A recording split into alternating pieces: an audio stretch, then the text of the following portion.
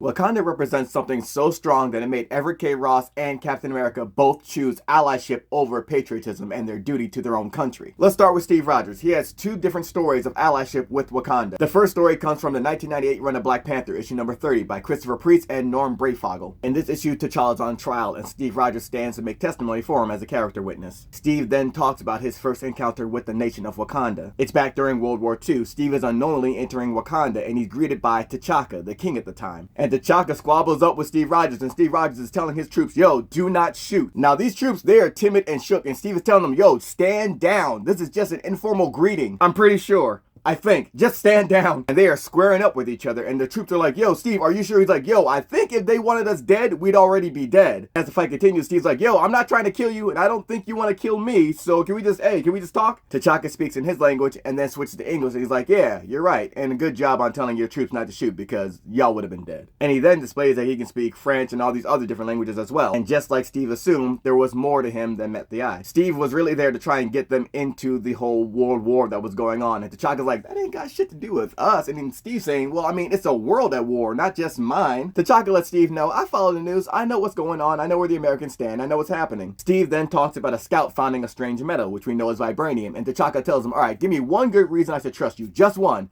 Steve's quiet, and T'Chaka's like, very good, because he didn't insult his intelligence, and because of that, he then invites Steve and Steve alone into Wakanda. And Steve is here in the throne room of the Black Panther, the king of Wakanda, and he's telling him, here's a piece of vibranium. What you hold in your hand is the future of this entire nation, of all my people, and I'm putting it in your hands. If you breathe one word of this to the government, you'll be committing a genocide. Steve's like, yo, you think it's that deep? And T'Chaka tells him, this is verbatim, is there even a single white man on this planet that wouldn't kill all of us for what you have in your hand right now? Nobility is as rare and uncommon as that rock, and by letting you go, I am placing our future in your hands. So again, give me one reason why I should trust you. And I love this because it shows that Steve understands what's happening right here, and it's a moment of trust, and he realizes, yeah, what he's saying is true, so how does he prove that he's not like the rest? You see Steve think about it, and then the only thing he can do is give T'Chaka his shield, and T'Chaka just laughs, and he's like, oh, okay, all right.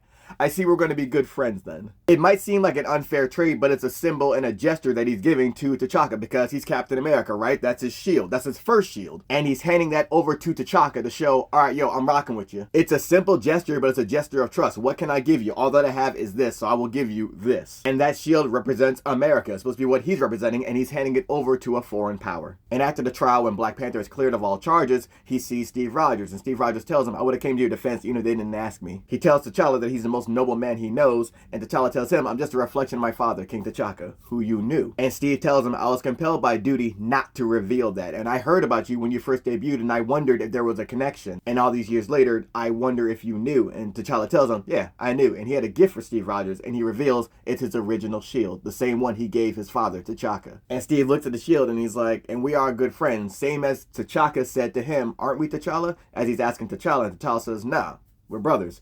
Be well. And he leaves. And Steve, looking at his old shield, then stops T'Challa and says, yo, wait, this belongs to you. And he salutes T'Challa. All those years, and Steve never snitched. Now, the retcon of the story happens in Black Panther, Captain America, Flags of Our Fathers by Reginald Hudlin and Dennis Cowan. These issues dropped in 2010. And it's still set in World War II, but during this time, Azuri the Wise, T'Chaka's father, is the Black Panther. And T'Chaka is a young kid, along with his brother, C.I.A. It basically goes more in depth into their meeting. And it has Azuri and Steve fighting Nazis, along with the Howling Commandos that are there. And Nick Fury is there. And I bring that up because you know how Nick Fury is. My man is patriotism. He'll do whatever to get the job done and make sure America stays in power. So when Azuri takes a liking to Steve Rogers and is inviting him in and only him into the throne, Nick is telling Steve, yo, so you can get buddy-buddy with the king, you know, if you can find anything out, any information you can bring back. And Steve tells Nick, hey, I like you, so I'm going to let that shit pass. But if you ever ask me to betray an ally, our work here is done. And this is a great contrast between a military dog and Nick Fury, who's going to do whatever to make sure his side stays in power, and Steve Rogers, also now a military guy, but still having that nobility and being like, nah, I'll rock with my allies, and I'll keep them allies. I ain't betraying them. It's funny how people talk about, oh, Steve Rogers represents America, Captain America represents America, but there are so many times where he's chosen to defend another side even over America's best interests, especially when that side involves Wakanda. And the same thing can be said of Everet K. Ross and T'Challa in the MCU. In the comic books, Everett K. Ross was a state's attorney. He was the liaison for Wakanda in America. He was basically a shadow for T'Challa in the comic books and got a hand-on experience of his day-to-day life. In the MCU, he's a CIA agent. I gotta tell you the story about when I took my father to see Black Panther, and I asked him after the movie, yo, how did you like the movie? I'm gonna preface this by saying this man is very militant. He looked me dead in my eyes and said after they got things straightened out, they should have took that CIA agent and shot him in the back of the head. I said, okay, all right. I was like, okay, that's one way of looking at it. However, another way of looking at it is you're going to need allies. And the irony of quoting Dave Chappelle isn't lost on me, but as he said, you're going to need imperfect allies as well. Everet K. Ross became an ally. They were legit able to convert a CIA agent without even trying. And the scope of that is seen within the deleted scenes of Black Panther and Black Panther 2. In Black Panther, before T'Challa announces that Wakanda is going to be open to the world at the UN, he stops him and asks him, hey, are you sure this is the best idea?